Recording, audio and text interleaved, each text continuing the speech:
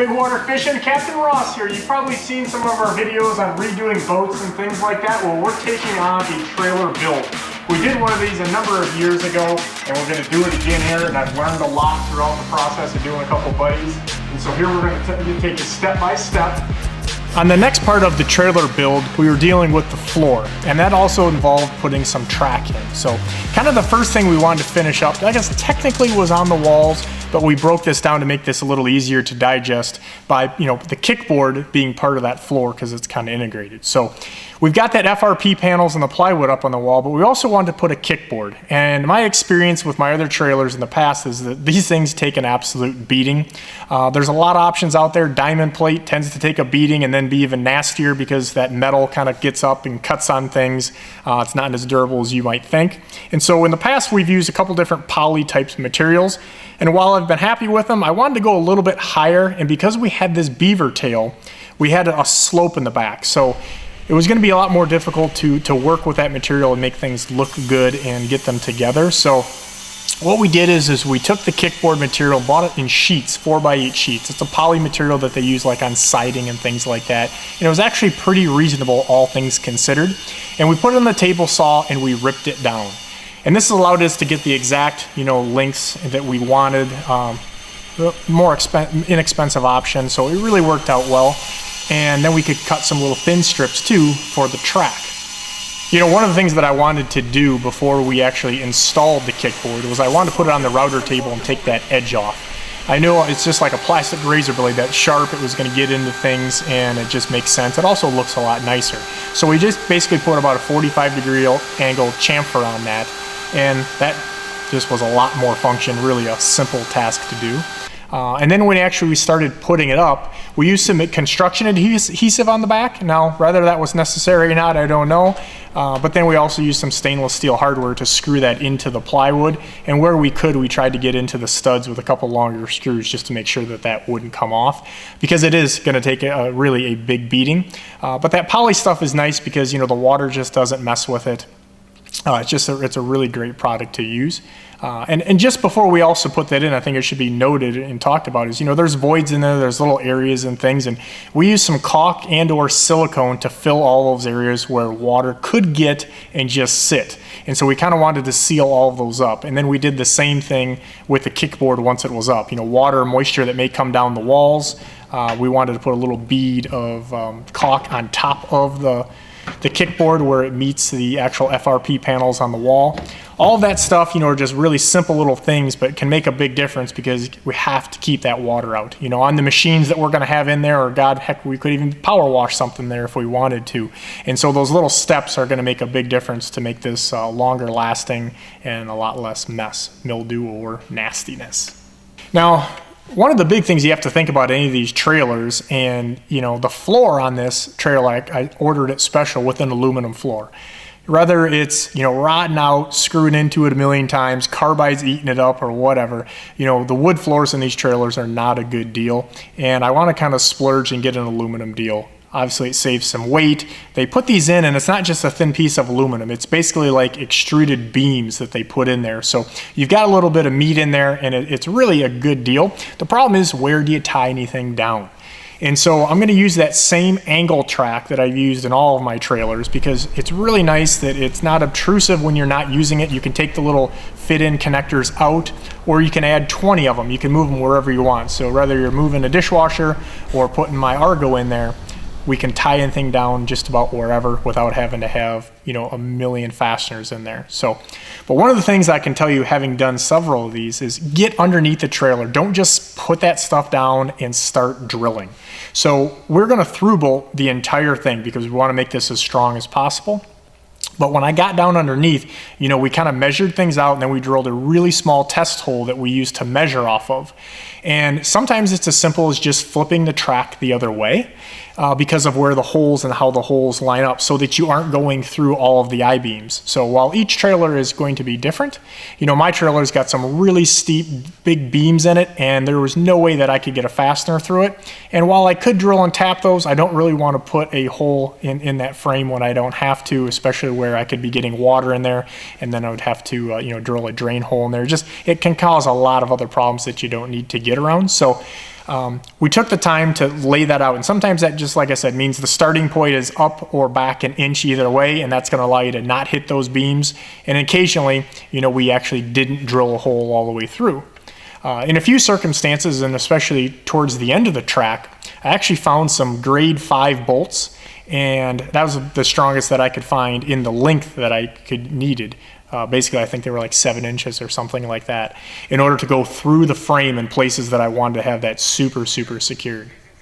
So, you know, one of the things I really wanted to make sure was that we had enough backing plates on there. We didn't just want to screw into this. We didn't want to put, you know, self-tapping screws in. So on that back side, I had a big piece of bar stock, you know, thick stuff, and I think one of the pieces was 6 or 7 feet long, so that around the wheel well we could make sure that that was really secured, because that's probably where a couple of the different machines and things would both be tied down at, and so we wanted to give a little extra protection there on that floor. And it really, I think it makes a big difference to not just have that with just fender washers or, like I said, self-tapping screws. The other thing that we did is where tracks would begin and stop, or where places we could go around the frame, is we actually just took short little pieces of bar stock, maybe a foot long, if that, and we tied the two pieces together there, so that we just had a more of a rigid situation underneath. It's going to be a lot stronger setup. So one of the things we had that was kind of a challenge was figuring out this floor and the track system. So the flooring we used didn't have to have a piece go across the edge like many of them do, so that it doesn't buckle up. But at the same point, you notice my track here, it's kind of beveled on each end, and so we didn't want the tiles to go up against that and then just kind of ride up and pop up as the heat expansion changes, or as you drive the machine up on the edge hard. So kind of the solution that I came up with is we ripped some thin strips that will go directly underneath the track anywhere that there's track. And that's going to make that piece pretty much flush with the track and the tile. So once we put this on there like that, you'll notice this is just above it. So we got the bevel running right down, everything's nice and flush, and we're going to through bolt this. So another big thing you want to do is check the access points before you just start drilling holes. So I kind of splurged a little bit and got an aluminum floor in the trailer. I really wanted that aluminum so that I didn't have to worry about the floor rotting. It's going to lighten things up, and it just changed the options a lot. Water running down, I can literally power wash something in here. That's kind of how this is designed. But by that, we can't just screw into it, and I didn't want to drill and tap a million holes, so we're going to actually through bolt everything. So make sure you put a really small bit down and kind of space out or flip the track to make sure that you're not getting into cross supports and things like that, or maybe even start it at a little bit different distance. Taking that time, it took a bunch of time to do that and kind of figure that out, but it saved a lot of install time, and it's going to make it a lot stronger. And then depending on the area, we went with these little plates kind of offset. Again, based on what we kind of came across there, we over drilled them with 5/16, even though we were using 1/4 20 bolts. And that way we're going to get a really good marriage down there. We're putting these in a spacing mount with some fender washers and things, and we're going to have this locked down tight, have this track nice and flush, as well as the portion that went up against the kickboard and the floor. You know, one of the big pieces of advice I can give you with this track, and this applies to just about anything, is make sure you use stainless steel hardware. I'm always amazed at people not using the stainless hardware. But at the same point, make sure you use some type of lithium grease at the worst case scenario, or something like a thread ease before you put these bolts on. Because you don't want to have a problem where you got to try to cut that thing out of there. Stainless gulls very easy. It locks up basically.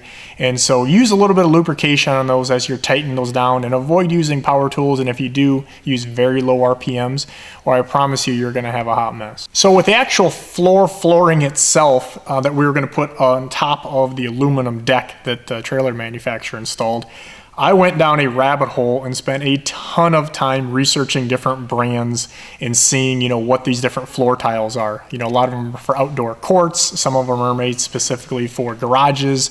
Some of them for trailers, or at least they say that they are. And I don't know how much difference there is between the materials, but I looked for, you know, a couple different brands ultimately that had what they called a thermal expansion joint in there, because again, I'm going to be 100 degrees in the summer and maybe 20 below in the winter, and those floors that are floating are basically, you know, have the potential of buckling, and so you want some expansion joints in there without having it too sloppy on the floor itself. So with that said, you know, I chose what I chose, and I'm pretty happy with it. I think that the one thing I would tell you, and if I was to do something different, is I would go a solid color, you know, to do these alternating patterns or different cool things. It looks neat, but it causes you to make a lot more preparations and cutting when it comes to the actual install. And so if I was to do it again, I probably would do that all dark gray. The light gray stuff, I've seen a few, and they really show the wear and tear in the dirt a lot more. I like the yellow that I put in there because it kind of, you know, it doesn't show the dirt surprisingly that much. But also it, you know, kind of lightened things up. But it did make it for a huge pain in the butt. But I was able to find some remnants, and so I didn't have enough to use any of one color. Next time, probably would just splurge a little bit there and get the extra full go what wasn't available with remnants. So think about that.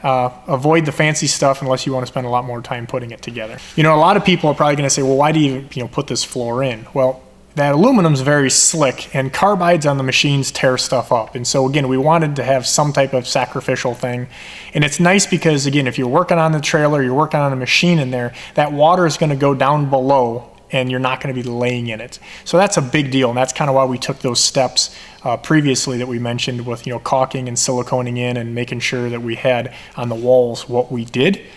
Because we wanted this floor to be super durable, and it seemingly it holds up very well. The install is actually very easy on these floors. You just want to make sure you start off right, because well, if you start off even a little off, by the time you go 6-10 feet, it's going to be really off. So they have little trim pieces, most of the manufacturers, that are kind of little angle deal so that it doesn't buckle as you drive your machines in or back them up, let's say on the rear door. And so that's where we started, and we moved forward from there.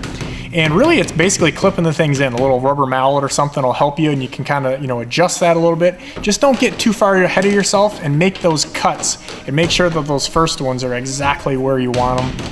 That'll make a big difference. I used a combination of a table saw when I was making a lot of cuts, because then I could just set that fence, and I'd make sure that I had the exact same one. Now on some little angle things or a one-off, I would use a chop box. And then on little tiny detailed cuts, I found the little oscillating tool is really nice and quick, and because I could have it in the trailer itself, it made it a nice, fast process. So installing this stuff doesn't take much time, but there is a little bit of prep work, and you don't want to get ahead of yourself, or you're going to get halfway down and find out that you have a big problem. The one thing is like I mentioned, I didn't want to have trim pieces all over the edge of the trailer, and so that's why I chose what I chose, because it wouldn't allow for my track system, and it's just kind of gaudy, and you're driving machines over it. I figured that was not going to be real durable. But what the manufacturers recommend is in areas that are of high traffic or where it could pop up, just simply putting some deck screws in there. So maybe it's a self-tapper, or you take some time and do a few, drill and tap them, which is what I did, because I figured down the road I could always, take them out a lot easier and not have a worn or bigger hole. But I think in these builds like this, you have to decide where you're going to spend your money. And for me, I knew in the floor, while it was a little bit more, in the long run, it would actually be much less, because these rubber mats and traction things are actually very expensive. They don't always wear the best, and they kind of look junky, and they add a lot more weight than what I actually did with that floating floor. So on the rear door, we kind of went a whole different direction as we did in the floor of the trailer. And in the past, I've kind of learned from these things where you want to spend your money wisely. The aluminum floor for the back door was insane what they wanted for that. And it didn't really make sense anyhow for me, even if it was free, because it's very slick. And so we need something on top of it. And again, I didn't want to drill and tap 900 holes in that. And I would imagine they're going to wear anyhow with as thin as that material is. So that just wasn't a smart move. What I did do is I spent a couple extra bucks to upgrade that rear door to marine grade plywood. And then I just simply decided to just screw in with stainless hardware some traction mats. Used a couple different types through the years that worked the best for me.